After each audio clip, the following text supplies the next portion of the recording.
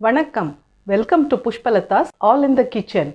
இன்னைக்கு வீடியோவில் சம்மருக்கான ஒரு ஜூஸ் ஐட்டம் பார்க்கலாம். Lemon mint cooler. இது ரொம்ப ரெஃப்ரெஷிங்கான ட்ரிங்க்குங்க.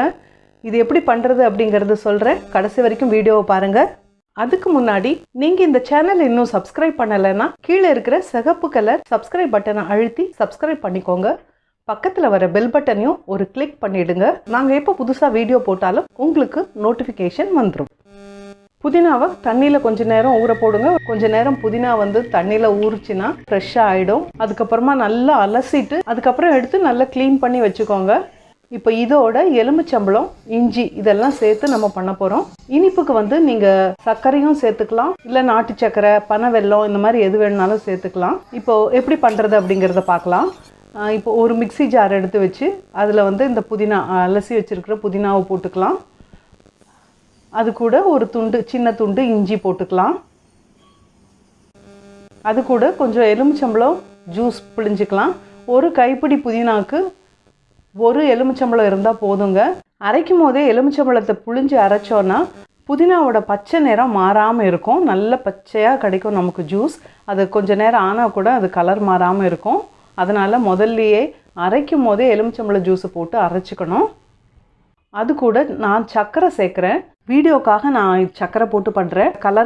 கலர் அப்படியே பச்சையாக இருக்கும். அதுக்காக நீங்கள் வீட்டில் பண்ணும்போது பனவெல்லம் இல்லைன்னா பனங்கல்கண்டு இல்லைன்னா நாட்டு சர்க்கரை இந்த மாதிரி எது வேணும்னாலும் சேர்த்துக்கலாம். ஆனால் கலர் கொஞ்சம் ரொம்ப பச்சையாக இல்லாமல் கொஞ்சம் ஒரு மாதிரி ப்ரௌனிஷாக மாறிடும். இது கூட ஒரு சிட்டி அளவுக்கு உப்பு சேர்த்துக்கலாம். இதை எல்லாத்தையும் சேர்த்து மிக்சியில் நல்லா நைஸாக அரைச்சி எடுத்துடலாம். பார்த்திங்களா எவ்வளோ பச்சை பசேல்னு இருக்குது அரைச்சது. ஜூஸை கலக்கறதுக்கு ஒரு பாத்திரம் எடுத்து வச்சுக்கலாம். அதில் இந்த அரைச்ச விழுது புதினா, சர்க்கரை, எலுமிச்சம்பழ ஜூஸு, இஞ்சி எல்லாம் போட்டு அரைச்சி வச்சுருக்கோம் இல்லைங்களா, அந்த அரைச்ச புதினா விழுதை இதில் சேர்த்துக்கலாம். அதில் தேவையான அளவுக்கு தண்ணி ஊற்றி நல்லா கலக்கி விடணும். இதுவே பார்த்திங்களா எவ்வளோ நல்லா கலராக இருக்குது. இப்படியே நீங்கள் வேணுனாலும் சர்வ் பண்ணலாம், இல்லைன்னா வடிகட்டி கூட நீங்கள் சர்வ் பண்ணலாம். இப்போ இனிப்பு புளிப்பு எல்லாம் கரெக்டாக இருக்கா அப்படின்னு செக் பண்ணிக்கிறேன். கொஞ்சம் புளிப்பு கம்மியாக இருக்குது, கொஞ்சம் லெமன் சேர்த்துக்கிறேன். நீங்கள் இனிப்பு புளிப்பெல்லாம் கரெக்டாக இருக்கா அப்படின்னு பார்த்துட்டு சேர்த்துக்கோங்க.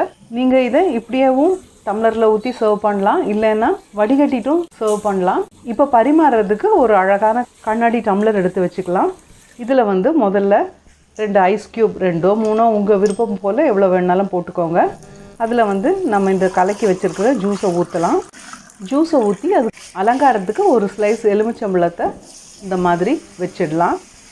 அதுக்கு மேலே ஒரே ஒரு இலை புதினாவை மிதக்க விட்டுடலாம். Lemon mint cooler ready.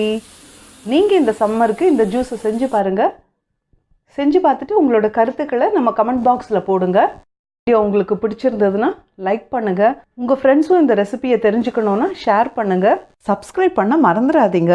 பக்கத்தில் வர பெல் பட்டனையும் ஒரு கிளிக் பண்ணிவிடுங்க. நாங்கள் எப்போ வீடியோ போட்டாலும் உங்களுக்கு எங்கள் நோட்டிஃபிகேஷன் உடனுக்குடன் வந்துடும். நன்றி, வணக்கம்.